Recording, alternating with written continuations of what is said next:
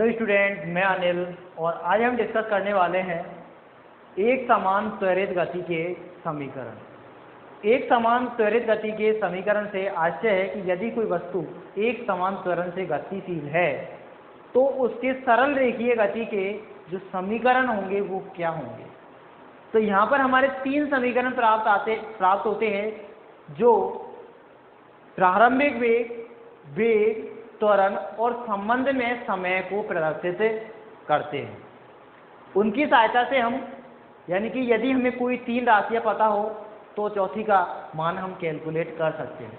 तो एक समान त्वरित गति के समीकरण गति करने के लिए मानते हैं कि माना कोई वस्तु जिसका प्रारंभिक वेग u है, यानी कि प्रारंभ में वो कितने वेग से u वेग से गतिशील है, का t x विस्थापन के पश्चात t समय पश्चात x विस्थापन t समय पश्चात वेग क्या हो जाता है, अंतिम वेग v प्राप्त करती है, तब हम उसके मान निकालते हैं। तो देखिए पहले हम समझ लेते हैं यहाँ पर छोटा सा एक चित्र बना के कि माना कोई वस्तु है जिसका प्रारंभ में यानी कि जो स्टार्ट होती है उसके कुछ समय बाद में बिंदु ए पर, यहाँ से स्टार्ट होती है चलना ओ बिंदु से, और ए पर उसका वेग मान के चलो प्रारंभिक वेग कितना है, u है। कितना है, u है। यहाँ से ये x विस्थापन करके कितना x विस्थापन करके एवं t समय पश्चात और त्वरण इसका कितना है, एक समान है, t समय पश्चात बिंदु b पर पहुँचती है तो इसका वेग हो जाता है v। इसका वेग कितना हो जाता है, v हो जाता है। तो हमें इसके एक समान त्वरित गति के समीकरण ज्ञात करने हैं, यानी कि जिन्हें हम सरल रेखीय गति के समीकरण कहते हैं। तो देखिए सबसे पहले हम लिखते हैं माना, इसकी जो लैंग्वेज है वो इस तरह से होती है। माना एक वस्तु जिसका प्रारंभिक वेग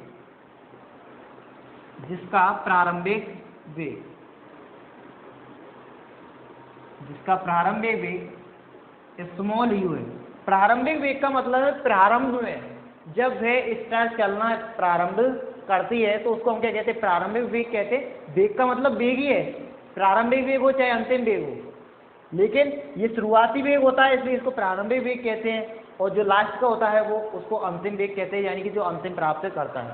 तो कोई वस्तु है जिसका प्रारंभिक वेग u है, x विस्थापन के पश्चात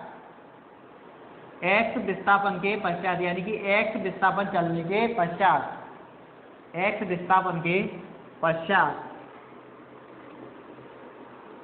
यह है अंतिम वेग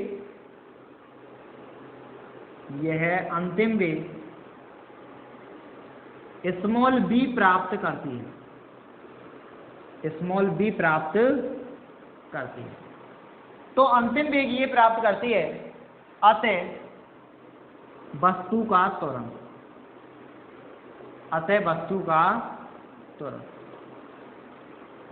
तो वस्तु के त्वरण को हम ऐसे व्यक्त करते हैं, और वस्तु का त्वरण होता है वेग में परिवर्तन बटे के परिवर्तन में लगा समय। क्या होता है फॉर्मूला त्वरण ज्ञात करने का, वेग में परिवर्तन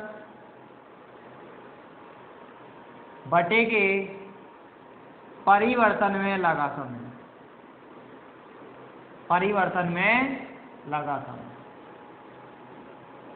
तो त्वरण को व्यक्त कर दिया हमने स्मॉल ए से, तो स्मॉल ए बराबर क्या होगा, वेग में परिवर्तन कितना हुआ है, पहले वेग u था, फिर उसके बाद में कितना हो गया, v हो गया। बिंदु b पर वेग कितना हो गया, v हो गया। ये बिंदु b और बिंदु b पर जो वेग है वो कितना है, v है। तो परिवर्तन कितना हुआ, b माइनस की u, यानी कि अंतिम में से प्रारंभ को घटा तो ये इसका क्या आ जाएगा, अंतर आ जाएगा, वेग में परिवर्तन आ जाएगा। समय कितना लगा, स्मॉल t लगा, यानी कि यहाँ से यहाँ तक, यानी कि ये वेग जो चेंज होने में जो समय लगा वो कितना है, स्मॉल t है। तो वेग में परिवर्तन है आपका b माइनस के u अपॉन के स्मॉल t। दोनों को क्या करना है, वज्र गुना करना है। इसके अपॉन में कुछ नहीं है तो एक मान लीजिए और क्या करा दीजिए, क्रॉस मल्टीप्लिकेशन करा दीजिए, यानी कि वज्र गुना करा दीजिए। वज्र गुना कराएंगे तो a को t से कराएंगे और 1 को इधर से कराएंगे, तो ये आएगा b माइनस के u में इधर लिख रहा हूँ यहाँ से पर, तो ये आएगा, एक को इससे कराएंगे तो ये आएगा b माइनस के u बराबर के AT, क्या आएगा? AT आएगा। पक्षांतरण करेंगे u का तो चिन्ह चेंज हो जाएगा, यानी कि दूसरी साइड जाएगा तो माइनस है तो क्या हो जाएगा? प्लस हो जाएगा। तो ये आएगा b बराबर के, अब हम क्या करते हैं, पहले u को लिख लगते हैं, तो u उधर जाएगा तो प्लस का हो जाएगा प्लस AT, प्लस AT, और ये हो जाती है हमारी समीकरण नंबर 1। क्या हो जाती है? समीकरण नंबर 1। और ये समीकरण नंबर जो 1 है वो आपकी एक समान त्वरित गति की प्रथम समीकरण कहलाती है। तो यहां पर समीकरण 1 को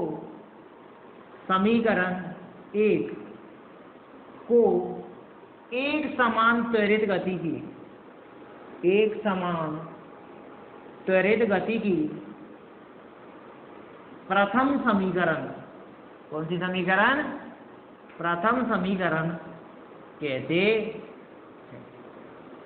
तो ये फॉर्मूला आ गया आपका एक b बराबर के u प्लस के AT, जो किस किस में संबंध दर्शाता है? अंतिम वेग, प्रारंभिक वेग, त्वरण और समय, यानी कि 4 राशियों में आपके संबंध को व्यक्त करता है। तो यदि इनमें से 3 राशियां आपको पता हो तो चौथी राशि आप कैलकुलेट कर सकते हैं, चौथी राशि का मान आप ज्ञात कर सकते हो, b बराबर के u प्लस के AT। अब आगे लेते हैं, ये तो हो गया एक समान त्वरित गति का प्रथम समीकरण। अभी 2 समीकरण और कैलकुलेट करने हैं, तो आगे लेते हैं हम यहां पर।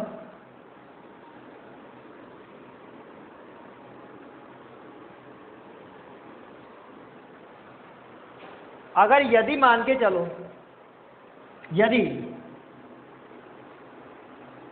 वस्तु के औसत वेग को किससे? b वायर, औसत जो राशि होती है, जैसे माध्य होता है हमारा, उसको व्यक्त किससे करते हैं? बाहर से व्यक्त करते हैं। जब माध्य निकालते हैं हम तो किससे व्यक्त करते हैं? x वायर से व्यक्त करते हैं। किससे? x वायर से। तो यहाँ हम क्या कर रहे हैं कि यदि वस्तु के औसत वेग को b वायर से व्यक्त करें तब औसत जो वेग होगा, औसत वेग b वायर, क्या होता है औसत वेग? औसत वेग होता है कुल विस्थापन अपॉन की कुल विस्थापन में लगा समय, कुल विस्थापन अपॉन की कुल विस्थापन में लगा समय। कुल विस्थापन आपका कितना है? यहां से यहां तक x है, अपॉन के इसमें लगा समय कितना है? स्मॉल t है, तो यहां रखेंगे स्मॉल t। इसको भी हम बच्चे को ना कराएंगे, इसके अपॉन में कुछ नहीं है, क्रॉस मल्टीप्लिकेशन किया आपस में, तो ये आया x बराबर के b वायर इंटू के t। कितना आया? b वायर इंटू के t। इसको समीकरण हम क्या मान लेते हैं? 2 मान लेते हैं। क्या मान लेते हैं? 2 मान लेते हैं। यह समीकरण नंबर 2 नहीं मानते अभी, परंतु हम जानते हैं कि b वायर वही औसत वेग क्या होता है? माध्य निकाला है, मान के चलो आपको आंकड़े दिए गए हैं x1, जैसे मान के चलो आपको आंकड़े दे दिए जाए 2, 5, 4 और 6, और आपसे कहे कि इनका माध्य ज्ञात कीजिए, तो आप क्या करोगे? सबको जोड़ दोगे और जितनी भी है उनका क्या दे दोगे? भाग दे दोगे, यानी कि 6 4 10, 10 5 15, 15 और 2 17, 17 बटे के 4, जो भी आएगा ये क्या हो गया? माध्य हो गया। तो यहाँ भी हम क्या ज्ञात कर रहे हैं? औसत ज्ञात कर रहे हैं। औसत मतलब माध्य ज्ञात कर रहे हैं। तो हमारे पास में 2 वेग दिए गए हैं, प्रारंभिक वेग u और अंतिम वेग b। तो इनका औसत वेग हम इस तरह से भी निकाल सकते हैं कि दोनों को जोड़ दो और 2 का भाग दे दो, औसत आ जाएगा। एक तो तरीका ये है कि कुल विस्थापन बटे की दूरी, कुल विस्थापन बटे के उसमें लगा कुल समय। दूसरा तरीका है कि दोनों को जोड़ दो, 2 को भाग दे दो। तो b वायर का मान हम इस तरह से भी निकाल सकते हैं कि प्रारंभिक वेग प्लस के अंतिम वेग बटे के 2, प्रारंभिक वेग बटे के अंतिम वेग प्लस के अंतिम वेग बटे के 2। ये b वायर का मान कहाँ रख दे? हम यहाँ रख दें। तब यहाँ से क्या आएगा आपका मान? x बराबर की b वायर का ये मान रखेंगे हम, क्या आएगा? b वायर का मान है आपका u प्लस के v बटे के 2 इंटू के स्मॉल t आ जाएगा। b वायर का ये मान रख दिया हमने, क्या रख दिया? ये वैल्यू रख दिया u प्लस v बटे के। अब समीकरण 1 से जो b का मान हमने कैलकुलेट किया है, क्या क्या है? u प्लस के AT, ये समीकरण 1 से कहाँ रखेंगे, यहाँ रखेंगे। तो यहाँ पर समीकरण 1 से v का मान रखने पर, b का मान रखने पर, और समीकरण 1 में b का मान क्या है आपका, समीकरण 1 में b का मान है u प्लस के at। तो ये आता है आपका यहाँ पर x बराबर के u, पहले से ही है, b की जगह क्या आएगा u प्लस के at प्लस के u प्लस के at अपॉन के 2 इंटू के स्मॉल t। u और u कितना हो गया, 2u हो गया। तो आगे लिखते हैं हम इसको, यहाँ पर सॉल्व करते हैं इसको। तो u प्लस के u यानी कि एक u दूसरा u कितना हो गया, 2u हो गया। तो v x बराबर क्या आएगा, ये आपका आगे इसमें कोष्टक u प्लस के u 2u प्लस के at, ये त्वरण है t समय है बटे के 2 इंटू के स्मॉल t, इंटू के क्या आएगा, स्मॉल t आएगा। अब यहाँ पर 2 का मैं क्या दे रहा हूँ, भाग दे रहा हूँ अलग अलग, 2 का अलग अलग भाग दे रहा हूँ। तो ये आएगा भाई x बराबर के 2u में 2 का भाग दिया, 2u में 2 का भाग दिया, तो 2 से 2 कैंसिल हो गया, क्या बचा, u बचा। at में भाग दिया तो क्या आएगा, at बटे के 2 आएगा, इंटू के t है ये अपना। तो ये मान आएगा आपका x बराबर के, अब मैं t को अंदर गुना करा रहा हूँ, तो u से गुना कराया तो ये आया ut, और इससे गुना कराया तो ये आया at square by 2, at square बटे के 2 क्या आ जाता है, at स्क्वायर बटे के 2, और ये आ जाता है हमारा समीकरण नंबर 2। तो समीकरण जो 2 है वो विस्थापन, प्रारंभिक वेग, समय और त्वरण के मध्य संबंध को व्यक्त करता है। इसे एक समान त्वरित गति का क्या कहते हैं, द्वितीय समीकरण कहते हैं। तो यहां लिख देता हूं मैं समीकरण 2,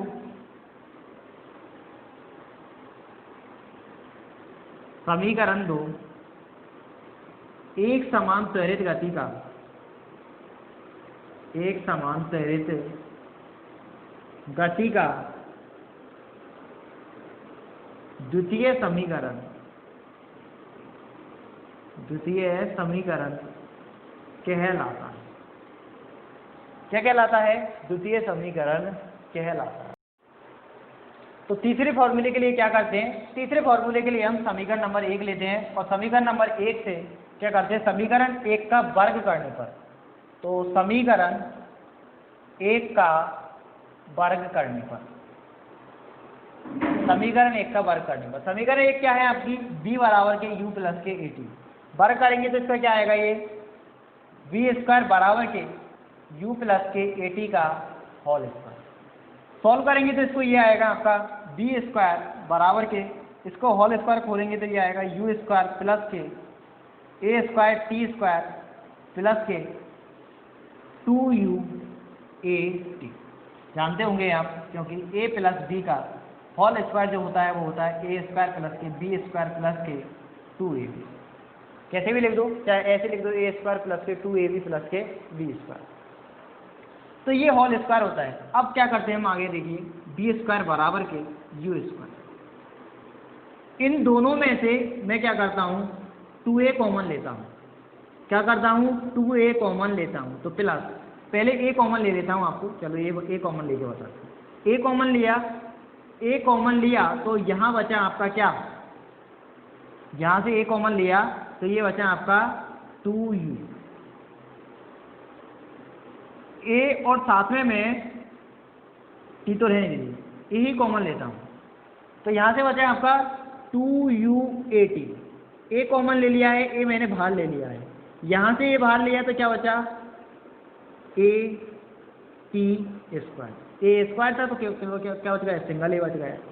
आगे b स्क्वायर बराबर के u स्क्वायर प्लस के, अब मैं क्या कर रहा हूँ, 2 को बाहर ले रहा हूँ, 2 को बाहर ले रहा हूँ, यानी कि तो बाहर आएगा आपका 2, तो 2a, तो 2 का क्या लगेगा, भाग लगेगा, तो इसमें तो 2 है तो यहाँ तो क्या बच जाएगा, ut बच जाएगा, यहाँ 2 नहीं है तो 2 का क्या लग जाएगा, भाग लग जाएगा। तो ये आएगा प्लस AT² ये आएगा। अब समीकरण नंबर 2 से इसका मान हम क्या रख देते हैं, UT प्लस हाफ AT² बराबर के समीकरण नंबर 2 में क्या है, x है। तो इसकी वैल्यू कहाँ रख देंगे, x रख देंगे। तो ये आ जाएगा आपका B² बराबर के U² प्लस के 2AX। क्या हो जाता है, B² बराबर के U² प्लस के 2AX।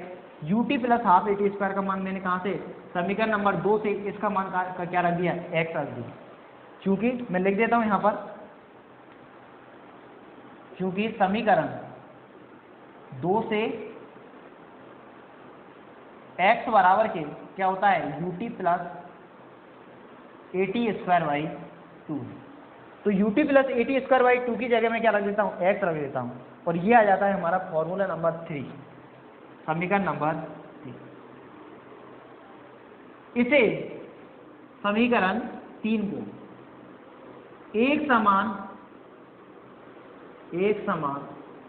त्वरित गति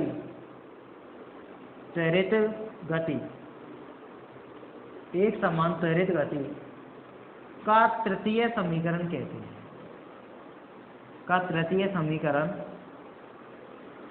कहते हैं, तो समीकरण 3 B² बराबर के U² प्लस के 2AX एक समान त्वरित गति का क्या कहलाता है, तृतीय समीकरण कहलाता है। अब तीनों समीकरणों को मैं एक जगह लिखता हूँ, एक जगह पे लिखता हूँ। तो पहला समीकरण आता है आपका B बराबर के U प्लस AT, B बराबर के U प्लस के AT। दूसरा समीकरण आता है आपका X बराबर के UT प्लस AT²/2। तीसरा समीकरण आता है आपका B² बराबर के U² प्लस के 2AX। तो ये तीनों समीकरण एक समान त्वरित गति के क्या कहलाते हैं, समीकरण कहलाते हैं। अर्थात जब वस्तु एक समान त्वरण से क्या हो, गतिशील हो, तो उस अवस्था में इन तीनों समीकरणों को हम क्या कर सकते हैं, प्रयोग में ला सकते हैं। और जो हमारी समस्याएं हैं, प्रॉब्लम्स है, यानी कि न्यूमेरिकल्स है, उनको इनकी सहायता से सॉल्व कर सकते हैं। तो देखिए तीनों समीकरणों में एक कॉमन बात है, आपके 4-4 राशियां हैं। क्या है, 4-4 राशियां। जैसे इसमें वेग, अंतिम वेग, प्रारंभिक वेग, त्वरण और विस्थापन है, समय नहीं है। क्या नहीं है, समय नहीं है, इसमें t नहीं है। इसी प्रकार से इसमें 4 राशियां हैं आपके, विस्थापन है, प्रारंभिक वेग है, समय है, त्वरण है, अंतिम वेग नहीं है। और यहां पर क्या नहीं है, विस्थापन नहीं है। तो जो छूटी हुई राशि है, किसी 2 के सहायता से आप कैलकुलेट कर सकते हैं, या 3 आपको राशियां पता हुआ है तो चौथी राशि का मान किसी भी समीकरण में जो आपको दी गई है, यानी कि वहां पर आपको देखना है कि कौन सा समीकरण लगेगा, उसको हम काम में ले सकते हैं। तो ये आपके तीनों समीकरण, प्रथम समीकरण, ये द्वितीय समीकरण और ये तृतीय समीकरण एक समान त्वरित गति के क्या कहलाते हैं, समीकरण कहलाते हैं, या सरल रेखीय गति के क्या कहलाते हैं, समीकरण कहलाते हैं। आगे हम लेते हैं कि यदि मान के चलो, ये तो एक समतल में हो गई, यदि मान के चलो त्वरण से गति, यदि मान के चलो जैसे वस्तु ऊपर से नीचे गिर रही है, ऊपर से नीचे गिर रही है, जैसे मान के चलो ये डस्टर है, मैं छोड़ देता हूँ, नीचे जाता हूँ, तो अभी क्या होगा, इसमें भी एक समान त्वरण से क्या होगी, गति होगी। लेकिन यहाँ पर त्वरण का मान क्या होगा, गुरुत्वीय त्वरण होगा, क्योंकि ये जो वस्तु गिरेगी ऊपर से नीचे जो वस्तु गिरेगी वो किसके कारण करेगी, गुरुत्वाकर्षण बल के प्रभाव में गिरेगी। और गुरुत्वाकर्षण बल के कारण उसका क्या लगेगा, गुरुत्वीय त्वरण लगेगा। और हम जानते हैं गुरुत्वीय त्वरण जी का मान कितना होता है, 9.8 मीटर पर सेकेंड स्क्वायर। ये होता है गुरुत्वीय त्वरण का मान। किसका मान, गुरुत्वीय त्वरण का मान। तो यहां भी ये क्या है, फिक्स है, एक समान त्वरण है, एक समान क्या है, त्वरण है। जब कोई वस्तु मान के चलो यहां से सामान्य ऊंचाई से गिरती है तो उसमें क्या लगता है, एक समान त्वरण लगता है। त्वरण का मान 9.8 मीटर पर सेकेंड स्क्वायर होता है। तो इसके लिए भी समीकरण गति के जो होंगे वो इसी प्रकार से होंगे, यानी कि इसके लिए भी क्या होने चाहिए, समीकरण लेंगे। लेकिन वहां पर, यहाँ पर जो त्वरण आपका ए है, वहां पर क्या होगा, जी होगा। तो मैं आगे हेडिंग ले रहा हूं, ऊर्ध्वाधर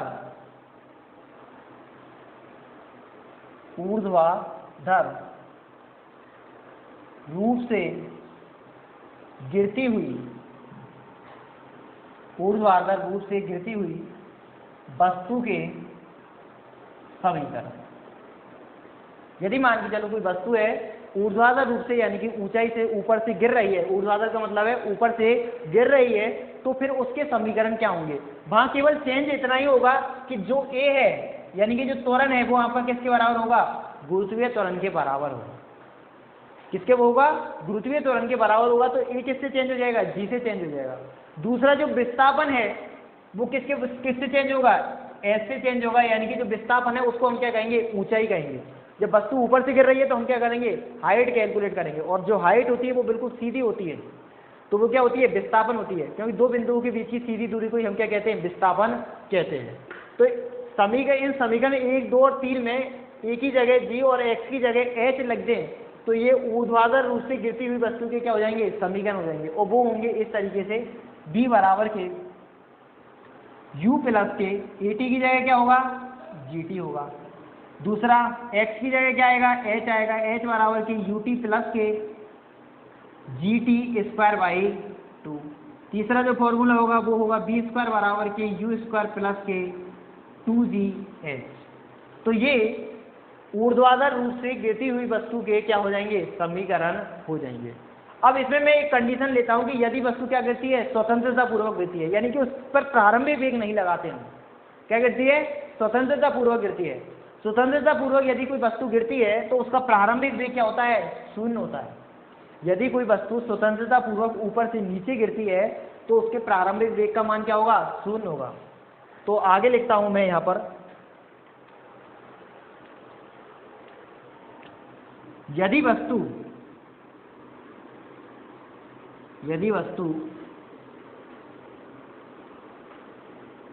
ऊर्ध्वाधर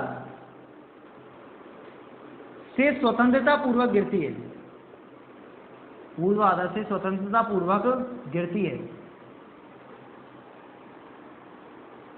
स्वतंत्रता पूर्वक गिरती है, तब u बराबर के क्या होगा? 0 होगा, यानी कि प्रारंभिक वेग का मान क्या होगा? 0 होगा। यदि मैं इसको इस तरह से नहीं गिराता हूं, सामान्य रूप से छोड़ देता हूं, तो इसके प्रारंभिक वेग का मान यानी कि शुरुआत के जो वेग का मान होगा वो u बराबर के कितना होगा? 0 होगा।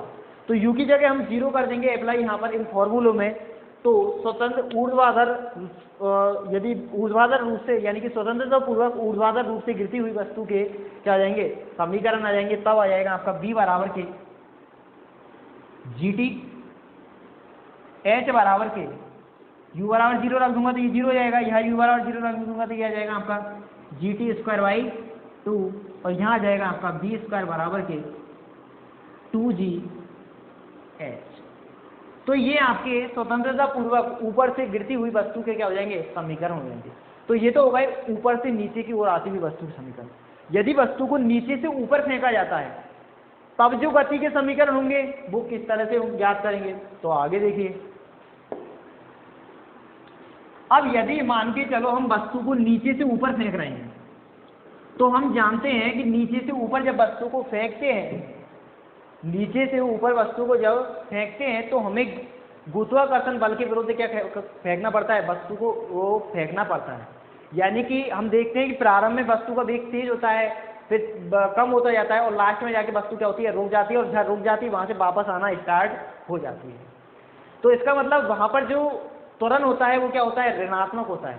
यानी गुरुत्वीय त्वरण जी का मान क्या लगता है? नेगेटिव लगता है, यानी कि इसके विरुद्ध कार्य होता है। यदि मैं वस्तु को इस तरह से नीचे से ऊपर फेंक रहा हूं तो ये वापस एक निश्चित के उसके बाद में क्या आ रही है? नीचे आ रही है। तो वस्तु का जो त्वरण है वो क्या लगेगा? ऋणात्मक लगता है, यानी कि उसकी गति की क्या लगता है? विपरीत दिशा में लगता है। तो जो त्वरण का मान है वो क्या होता है? नीचे की ओर होता है। तो उस समय पर जी का मान क्या होगा? नेगेटिव होगा, यानी कि माइनस में होगा। तो आगे लिखता हूं मैं यहां पर, यदि वस्तु को नीचे से ऊपर की ओर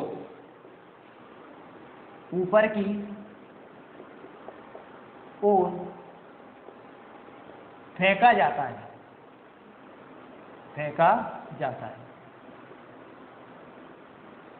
तब u जो g है उसका मान होगा आपका, g जो होगा वो माइनस जी के बराबर होगा, यानी कि त्वरण a बराबर के क्या होगा? माइनस जी होगा, और ये होगा आपका माइनस के 9.8 मीटर पर सेकेंड स्क्वायर। क्या होगा?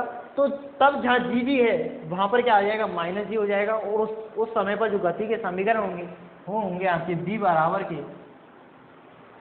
u माइनस के जी टी, x बराबर के यू टी, जी की जगह क्या रखेंगे माइनस जी रखेंगे तो माइनस के जी टी स्क्वायर और एक्स नहीं एच, एक्स की जगह नहीं एच, और बी स्क्वायर जो होगा वो होगा आपके यू स्क्वायर माइनस के जी की जगह क्या रखेंगे माइनस के रखेंगे माइनस के 2g एच। तो ये अलग अलग कंडीशन में हमने एक समान त्वरण से गतिशील वस्तु के क्या किए थे समीकरण ज्ञात किए थे। ऊर्ध्वाधर रूप से गिरती हुई वस्तु का समीकरण, यदि वस्तु ऊर्ध्वाधर रूप से क्या करे स्वतंत्रता पूर्वक गिरे, कैसे गिरे स्वतंत्रता पूर्वक गिरे, यानी कि इसको आसानी से छोड़ दे तो प्रारंभिक में u का मान क्या होगा 0 होगा, तब इन समीकरण में u जहाँ भी है u है वह 0 0 रख देंगे, तब ये फॉर्मूले काम में लेंगे, समस्या होगा यानी कि प्रॉब्लम्स को सॉल्व करने। सो स्टूडेंट आज की वीडियो में ये था हमारा एक समान त्वरित रूप से गति के समीकरण। यदि वीडियो में आपको कोई भी समझ में नहीं आया है तो कमेंट जरूर करें, यदि वीडियो पसंद आया है तो लाइक करें और अभी तक आपने मेरे यूट्यूब चैनल को सब्सक्राइब नहीं किया है तो सब्सक्राइब जरूर करें।